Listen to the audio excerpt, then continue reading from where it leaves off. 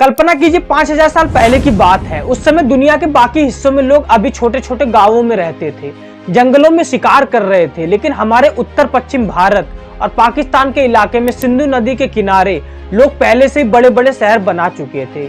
सीधी सड़कें, घरों में बाथरूम, नालियां, सब कुछ तैयार था। दोस्तों, ये कोई फिल्म की कहानी नहीं है, बल्कि ये सिंधु घाटी सभ्यता की असली कहानी है, जिसे हम हड़प्पा सभ्यता भी कहते हैं। दोस्तों, आज की इस वीडियो में हम इस सभ्यता की पूरी यात्रा को आराम से देखेंगे कि ये कब शुरू हुई, कैसे पता चला कि इसके शहर कैसे थे, रोजमर्रा का जीवन कैसा था और आखिर में ये सभ्यता खत्म कैसे हो गई।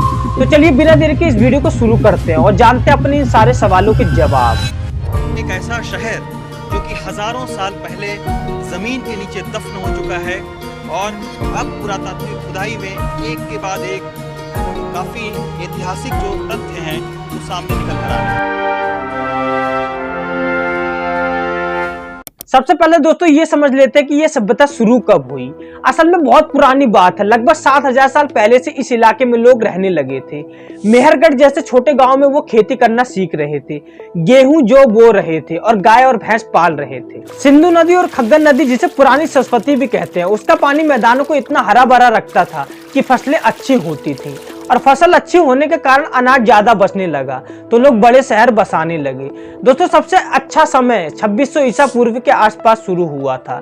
तब ये सभ्यता पूरे जोर पर थी। लोग पूरे इलाके में फैल गए थे, अफगानिस्तान से लेकर गुजरात तक। कुल मिलाकर दोस्तों 1000 से भी ज्यादा जगहों पर उनकी बस्तियां मिली हैं। इनमें 5 सबसे बड़े शहर थे: हड़प्पा, मोहनजोदारो, धोलावीरा, राखीगढ़ी और गनवेरीवाला। दोस्तों, इनमें राखीगढ़ी भारत का सबसे बड़ा स्थल है। अब दोस्तों सवाल ये आता है कि हमें इस सभ्यता का पता कैसे चला। दोस्तों, ये कहानी भी काफी मजेदार है। 19वीं सदी में ब्रिटिश लोग रेलवे लाइन बिछा रहे थे। लाहौर से कराची तक रेलवे लाइन बनाने के लिए ईंटों की जरूरत पड़ी, तो सिंधु नदी के किनारे पुरानी जगहों से ईंटें निकालने लगे।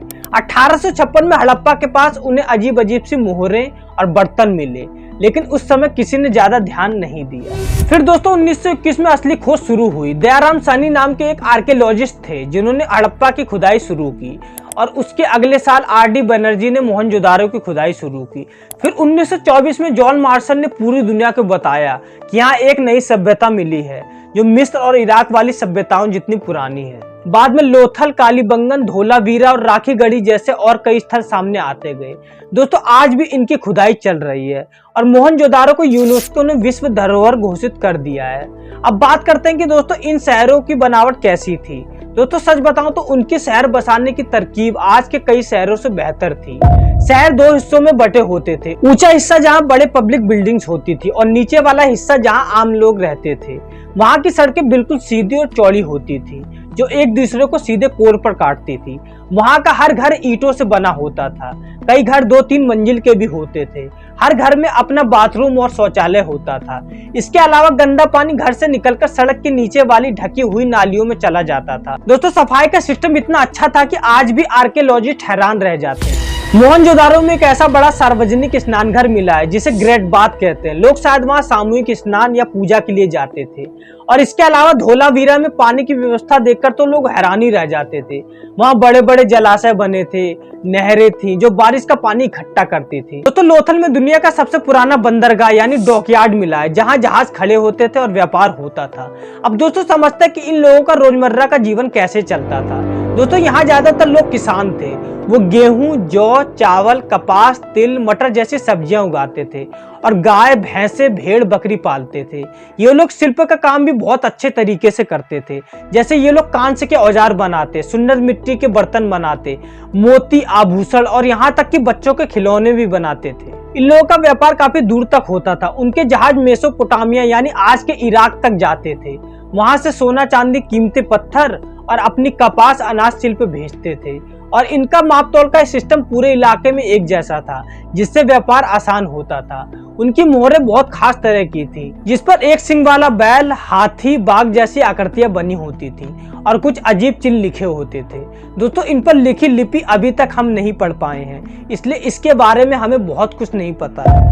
और अगर हम उनकी पूजा पाठ की बात करें तो वो मिट्टी की माँ देवी की मूर्तियां बनाते थे और एक पशुपति नाम के देवता की पूजा भी करते थे, जो बाद में शिव जी से काफी मिलता जुलता लगता है। वो पेड़ पौधे और जानवरों की भी पूजा करते थे। बड़े बड़े हथियार या युद्ध के निशान कम मिले हैं। इसलिए लगता है कि वो शांति प्रिय लोग।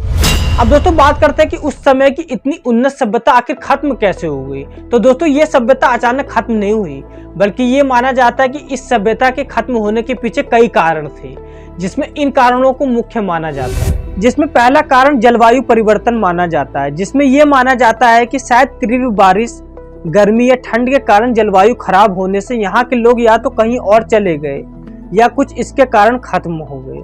दूसरा कारण दोस्तों माना जाता है कि शायद नदियों के रुख बदलने से यहाँ बाढ़ आ गई होगी, जिस कारण ये सभ्यता पूरी तरह नष्ट हो गई होगी। और तीसरा कारण जो पुराने समय में काफी चर्चा में रहा, वो है आर्यों का आगमन। कुछ लोग मानते हैं कि उत्तर दिशा में आर्य समूह आए और शायद संघर्ष या मिश्रण की वजह से सभ्यता कमजोर पड़ गई होगी। लेकिन दोस्तों आज के पुरातत्व परिमाणों में बड़े पैमाने के युद्ध या विनाश के निशान ज्यादा नहीं मिलते हैं, इसलिए ज्यादातर शोधकर्ता अब कहते हैं कि ये कोई अचानक हमला नहीं था, बल्कि ये धीमा धीमा बदलाव था और आर्यों का आना बाद में हुआ और शायद यहाँ सांस्कृतिक मिश्रण हुआ होगा, न कि पूरी सभ्यता को मिटाना। कुल मिलाकर दोस्तों विद्वान अब मानते हैं कि यह अचानक तबाही नहीं थी, बल्कि एक धीमा धीमा पतन था। यहाँ कई फैक्टर साथ में काम कर रहे होंगे, जैसे जलवायु, नदियां और सामाजिक आर्थिक बदलाव। उम्मीद है दोस्तों आज की ये वीडियो आपको पसंद आई होगी और सिंधु घाटी सभ्यता की आपको अच्छे से जानकारी मिली होगी। इसलिए वीडियो को लाइक, शेयर और चैनल को सब्सक्राइब करना ना भूलें।